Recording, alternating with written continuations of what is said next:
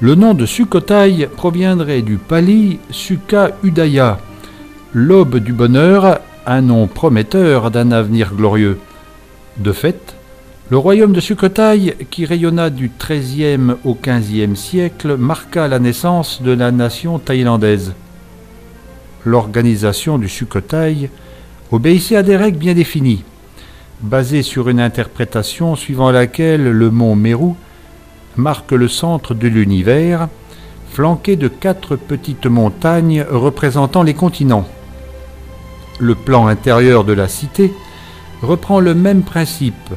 Temple majeur, le Wat Mahathat occupait donc avec le palais royal le centre de la ville.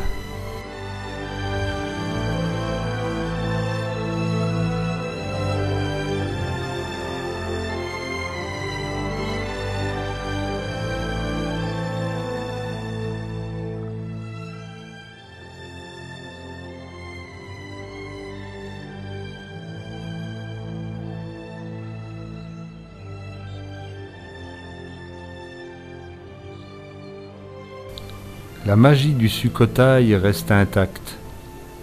Parmi les 16 temples bouddhistes du Wat Mahathat sont restés 2 Bouddhas gigantesques. Derniers gardiens de la ville morte, les Bouddhas poursuivent une méditation obstinée dans leur immobilité définitive.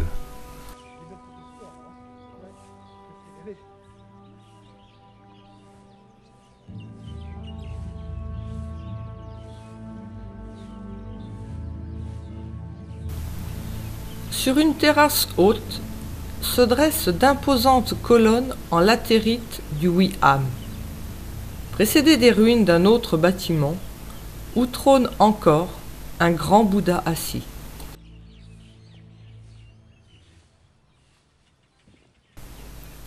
À l'arrière se cache l'édifice principal, le Si Mahata, un chedi monumental en forme de bouton de lotus de pur style Sukhothai. Le roi Lithai l'aurait construit pour y placer un cheveu et une vertèbre du Bouddha rapportés du Sri Lanka.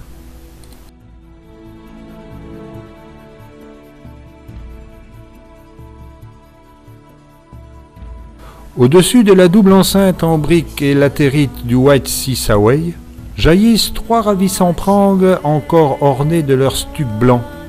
Fondé sous les Khmers au XIIe siècle, ce sanctuaire est dédié au dieu hindou Shiva.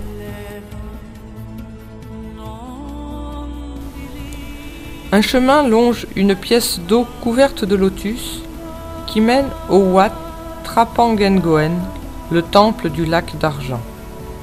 Devant un chedi en bouton de lotus, creusé de niches abritant des Bouddhas debout, un majestueux Bouddha blanc, prenant la terre à témoin, trône au-dessus des ruines du Wi'am. Son regard semble perdu dans la contemplation du lac, écrin romantique de l'Ubosot qui s'élève en solitaire sur un îlot.